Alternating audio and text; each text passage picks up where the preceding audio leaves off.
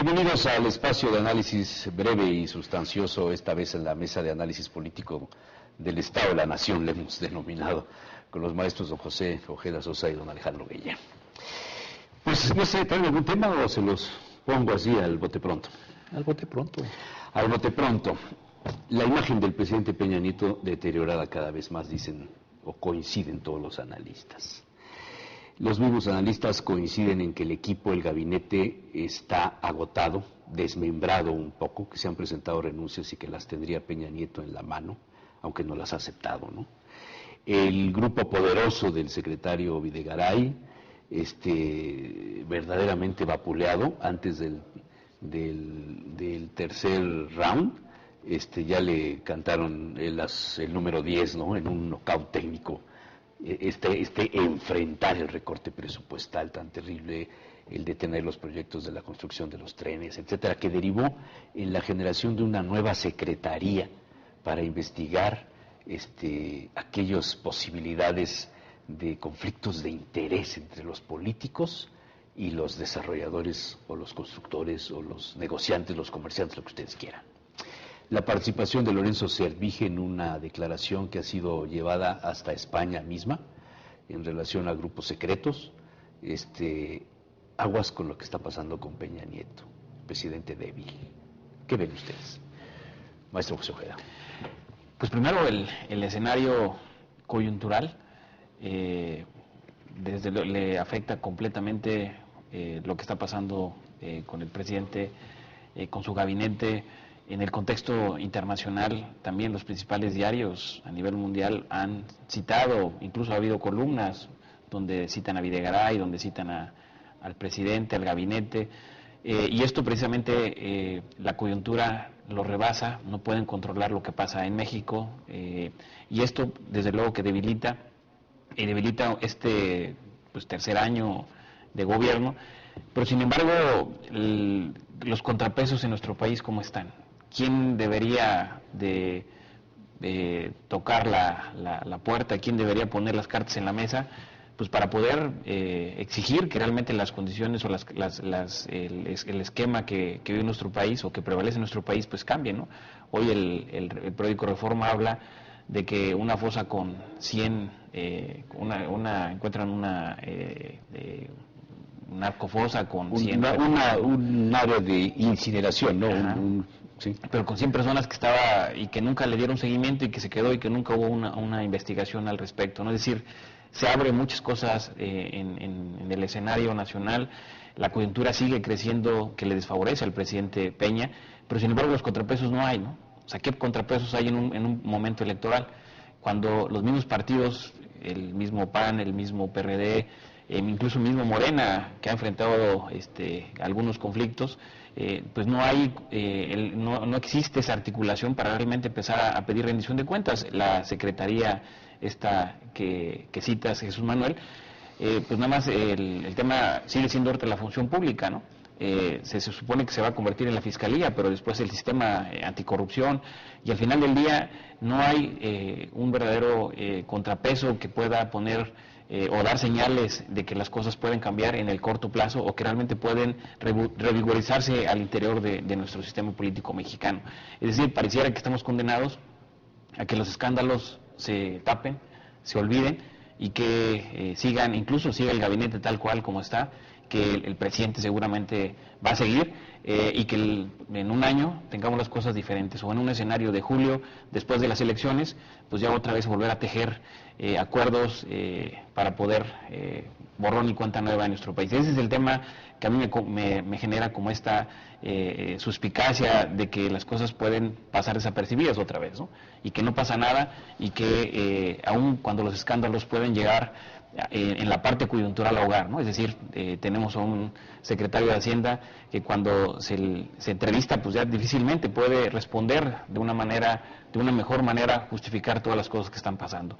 O tenemos a un presidente que incluso se avienta chistes como que ya no le aplaude, ¿no? O sea, temas como que al final del día él mismo hace notar pues que las simpatías que tiene, que su legitimidad probablemente no es la que hubiese o no hubiese querido a este tercer año de gobierno, ¿no?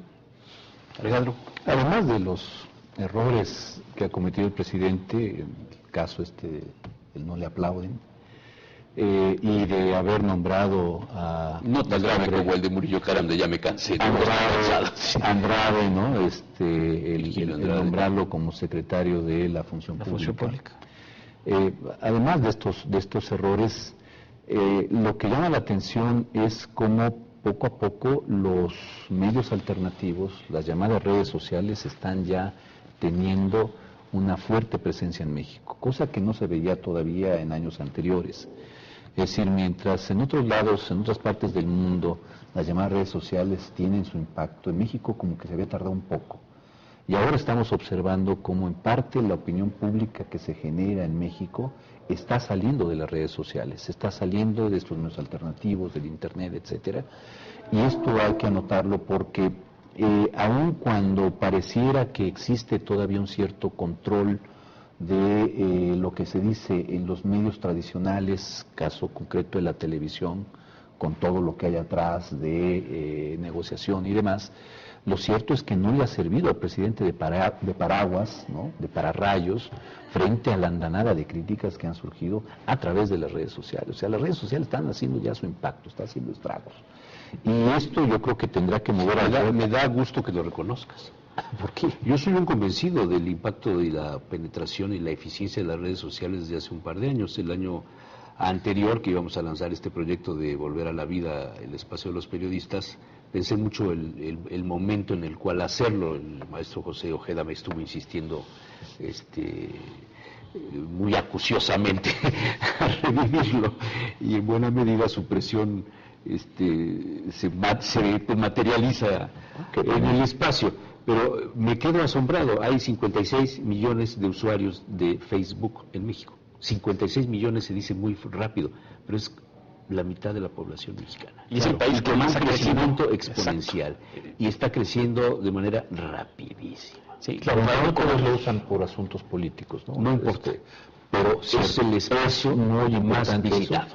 Y ahí es en donde, como tú acertadamente lo has dicho, se está generando buena parte de la opinión que... Pregunté un poco con morbo la opinión de Lorenzo Servige, que no deja de ser un personaje de la vida de la iniciativa privada y política de este país en los últimos 40 años. No deja de ser un gran personaje, independientemente de si has hecho bien o hecho mal, eso no lo sé, la historia lo juzgará, pero meterse a estas alturas con Peña Nieto.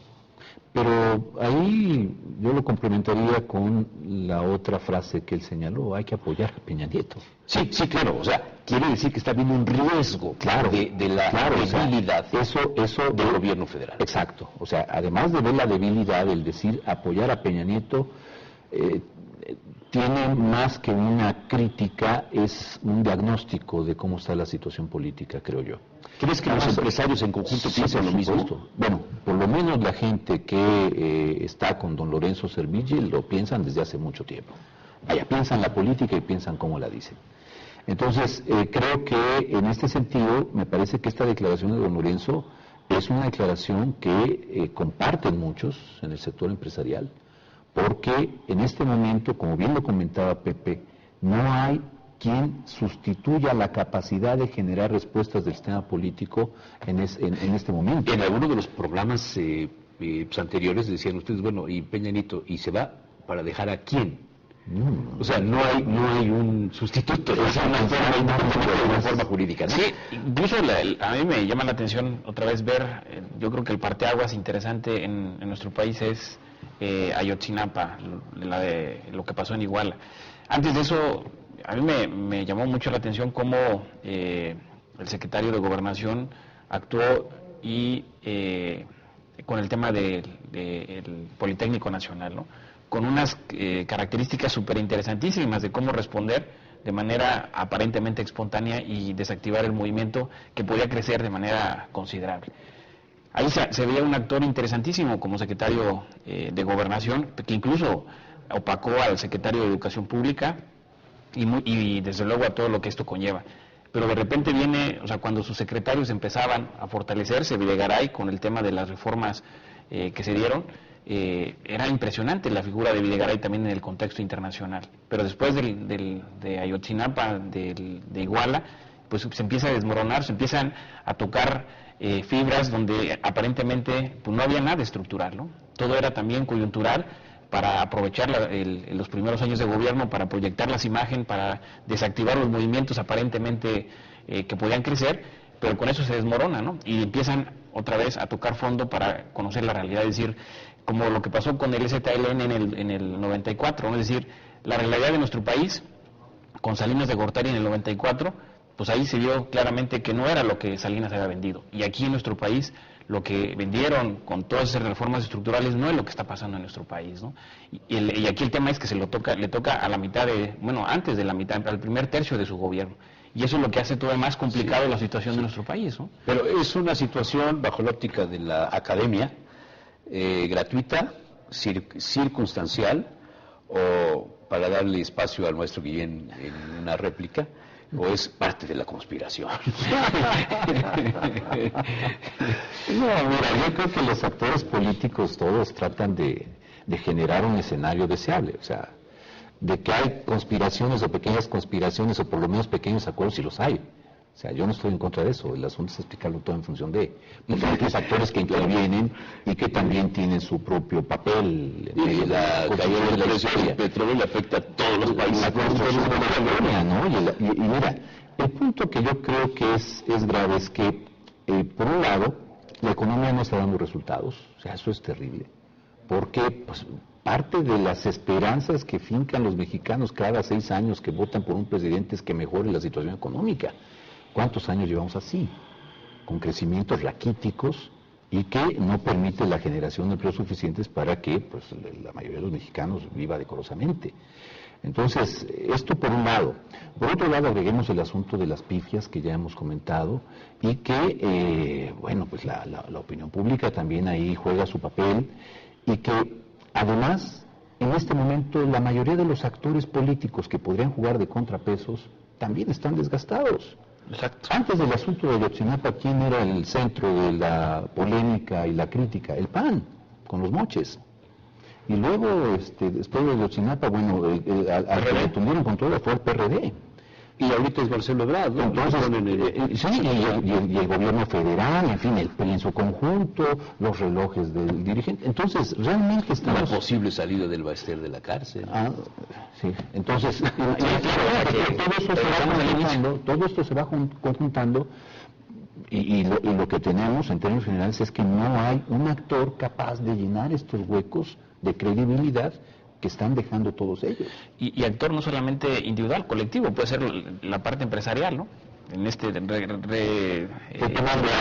al tema que pusiste en la mesa, Jesús Manuel, y recientemente, hace 8 días que se da, el viernes pasado que se da los ajustes al presupuesto y todo lo que comenta Videgaray, dentro del análisis de prensa internacional. Sí, dentro de los temas que se dan, interesantes es de que la recaudación en México del 2013 no fue la que se esperaba, que incluso fue la recaudación mayor en el 2012 que en el 2013, que el 2014 no funcionó. Pero no es porque los causantes no paguen, es que no tuvieron ingresos. Exacto, es que está cayendo la economía, pues, sí. O sea, que al final del día la parte informal es la que más ha crecido, la que sigue creciendo, pero al final del día donde quieres recaudar impuestos en la parte informal, tratas de buscar esta parte donde no es por ahí donde vas a lograrlo, ¿no? Es decir, no hay... Y no se piensa en el recorte del gasto. Exacto, en cuanto a los asuntos que no son necesarios, como los helicópteros para viajar rápido. Sí. Y el tema... o las obras suntuosas. Sí, el tema de el tren hacia Querétaro, uno de los temas importantes... Fundamentales en cuanto a la generación de la nueva infraestructura necesaria para comunicar México. Y lo que significaba el transpeninsular de Yucatán. Sí. ¿no? Y esto significa que se cae todo, ¿no? Y no solamente eso, es otra vez a ver qué tipo de proyectos... escuchando del tren rápido DF Querétaro más de 20 años. Sí. Pues va a tener que esperar otro tanto. Sí. Después del recorte. Y al final del día, otra vez, ¿quién diseña las políticas públicas? ¿No? quién Porque de esto no se abona habla esto. cuando Claro. hay campañas políticas. Claro, claro. Porque si se caen con esta facilidad, La fragilidad quiere decir que el país está detenido con alfileres, otra vez. Y, ese castillo de naipes, señores. y otra vez hay un ejemplo que pone mi suegro muy común, que a él le ha tocado ver, Porque tiene muchas... le pone del tiempo que tiene como profesionista, le ha tocado todas las evaluaciones, y dice que se siente como que va en el mar acercándose a la playa. Y de repente siente que lo jalan otra vez a donde inició, ¿no?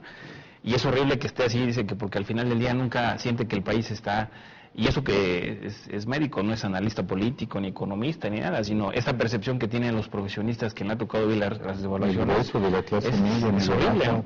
Es la percepción. Y las cosas pues siguen igual, ¿no? Bueno, señores, muchas gracias. Don Alejandro Guillén. Gracias, Jesús Manuel. Jesús Manuel, qué gusto. Esperamos ya en una próxima mesa tener la presencia de doña Catalina Pérez Osorio, que Conozco. siempre su punto de vista también es interesante. Gracias por estar con nosotros en este análisis breve, pero sustancioso.